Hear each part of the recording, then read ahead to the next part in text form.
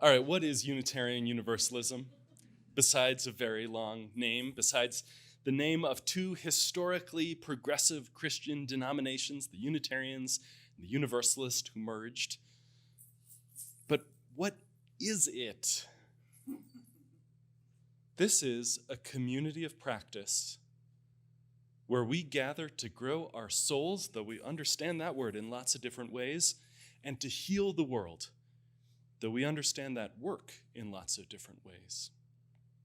That's it. It's a community of practicing people, a community of practice where we gather to grow our souls and to heal the world. And I am so tempted to invite you to stand and sing the hymn, and then we'll be done. But I got to unpack it more. Christian denominations often distinguish one from another by their theologies. What do they believe about God or Jesus or the Bible or how they're organized? But for Unitarian Universalists, there is not a list of things that we all think or do the same way.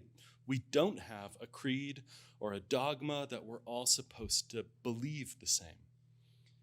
Instead, we are united by shared values and a shared journey of personal and spiritual growth, and a shared commitment to do good in the world, and a shared community, because we can't do it all alone.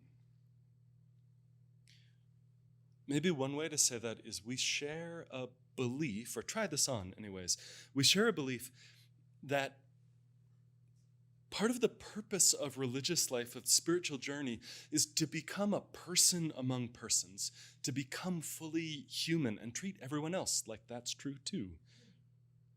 It's maybe not a theology as much as a style or a way of being, an approach to living. Historically rooted in progressive Christianity, and today largely post-Christian, our heritage, the through line, the thread we've followed for centuries now, is freedom and reason and hope and courage, built on a foundation of love. Love is the power that holds us together, is at the center of our shared values. And we've articulated these shared values in different ways at different times. For many years, we talked about our 7 principles that are on the wall in the sky room. And our 1,000 congregations last June voted to update that language and try and put that same sense in a different way. They said, with love at the center of our shared values, we see as inseparable and interconnected pluralism and justice, transformation and interdependence, generosity and equity. Whew, this is a lot of words. I worry always in trying to explain what Unitarian Universalism is. The person who's come here for the very first time today and is now less clear than when we started. Rachel told me the other day, after spending almost 2 years in this community, she says, Unitarian Universalism is much easier to explain after you've done it for a while. Let me take another swing at this. Another way to describe the style, the approach, is to say that we are an agnostic, pragmatic, transcendent, hopeful community. We're agnostic in the sense that none of us has the whole truth. No one of us has figured it all out. It doesn't mean that we have no idea about anything. We have a lot of very definite ideas about a very large number of things, but there's a certain humility. To be agnostic, I mean, in a religious sense, means you're pretty sure that you have not solved the whole problem of existence. You're pretty sure there is not one clear solution that ties the whole thing up for everybody. If you've ever seen a bumper sticker that says, God said it, I believe it, that settles it, and you thought to yourself,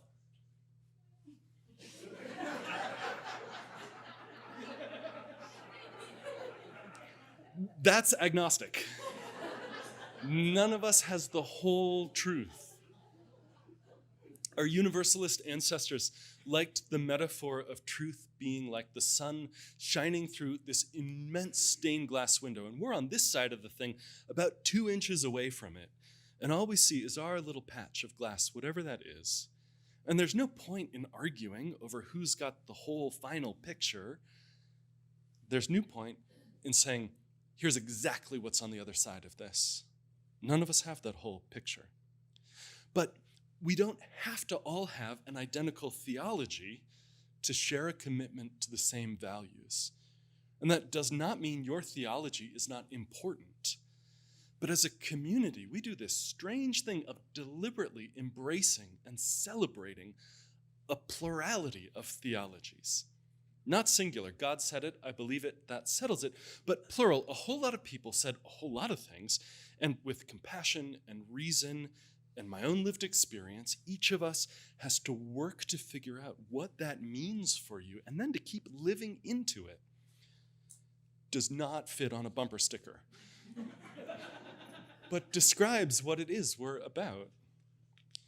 We're agnostic about this ultimate truth for everyone, but also pragmatic in the sense that we care a great deal about this world that we live in.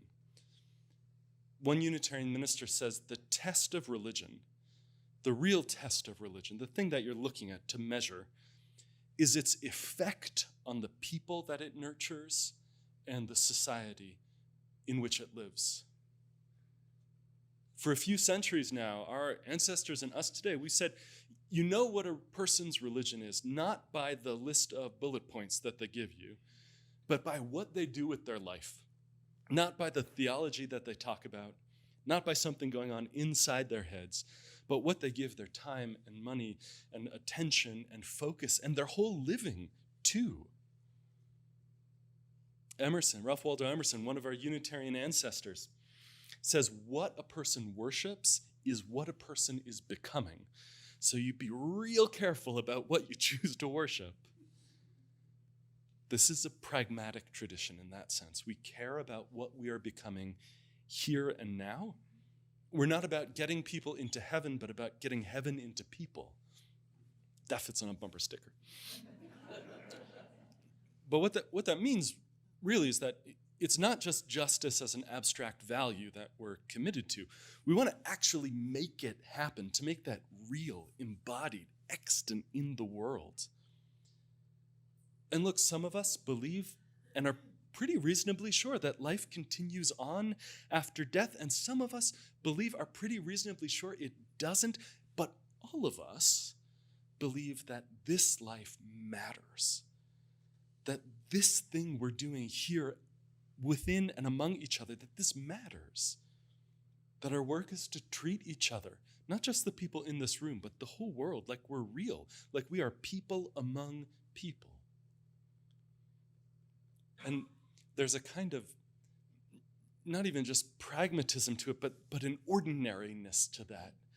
A way that this is a very mundane religion that I really like. That it's not just about something that's off and far and away. It's not just about, let's go experience the holy set apart from life. But that our values, our spirituality, our commitment is woven in, happens inside of ordinary time too. For many of us, there's not a separation exactly between the ordinary and the transcendent. But the transcendent is there. We've had or will have experiences of transcending mystery and wonder that don't make sense exactly. These transcendent experiences that we don't try to find consensus among ourselves on exactly what are the mechanics of what's this thing that's happening, but we have these experiences that once felt, once glimpsed in the natural world, in deep conversation, maybe in prayer or meditation, maybe in a moment of music, once glimpsed, once experienced, transform us. When we say that we honor the interdependent web of all existence, sometimes that's a thing that we sort of think our way into, but sometimes that's a thing that happens to us. It's not chosen, it's felt. And once you know in your bones the belovedness of each person, once you've had that experience, your hope and prayer becomes what Emily sang to us, fill my days with blessed unrest and my night with dreams of justice. Make me a vessel for the turning of the tide. The transcendent and the mundane go hand in hand. Because you get to bring, you should bring, you're supposed to bring your whole lived experience into this journey together. In this house, you get to be all of who you are and discover that too. And that's not just about all like the good, bright, positive. In this house, you get to be hopeful and despairing because those are both facts of life. You get to be uncertain sometimes and unambiguous other times. You get to be all of what it is to be a person. No part of yourself left behind. That's the work. To be who you are and to keep on growing into who you're becoming. And in that sense, it's not a tradition that's pessimistic or optimistic. We don't think things are all going to be fine for all of us, or they're all going to go badly. This is a hopeful tradition. It says the plausible is possible. It says the way things are is not the way they have to be. Not for the world, not for ourselves. Injustice is not inevitable. Pain is not the whole story. Grief is not the final period. This is not a tradition for only when things are good and we are well. This is a tradition that says despair is real.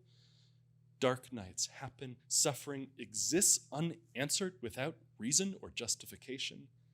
And that all of that, every bit of that, is what it is to be a person in the world.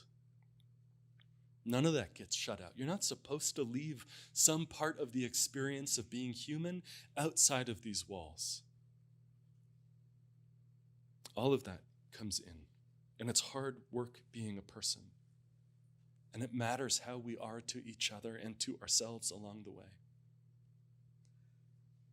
We say sometimes you're beloved exactly as you are, unconditionally. And you've got some work to do, because of course, we all do. How would your heart change if you told yourself and really believed, I am beloved exactly as I am, and so is everyone else? That you're worthy of love, not bad or broken, not too much, not enough, that you are beloved exactly as you are, human and hurting and hoping, and there's nothing that you have to do to earn that. We are an agnostic, pragmatic, transcendent, hopeful community. From time to time, people tell me things like, I'm the only one of my friends who goes to church, and I don't know how to explain this place isn't weird. To say I go to a church that says everyone counts and matters and actually means it, and then invites us to spend the rest of our life working out what demand that places on each and all of us. A community that doesn't require me to believe things that seem clearly wrong or impossible, that doesn't require me to leave some part of myself or experience outside, but welcomes it all in, every bit of it. My friend and colleague, Reverend Mark Morrison Reed, writes, the central task of the religious community is to unveil the bonds that bind each to all. There is a connectedness, a relationship discovered amid the particulars of our own lives, the lives of others. And once felt, it inspires us to act. It assures us that we're not struggling for justice on our own, but as members of a larger community. Alone, our vision is too narrow to see all that must be seen, our strength too limited to do all that must be done. Together, our vision widens and our strength is renewed. All of us, travelers together, following the shared compass heading for our lives that each of us are trying to figure out on our own, getting together, comparing notes. How is this? How is this for you? Where are you going? What have you seen? Pilgrims, travelers together. Amen.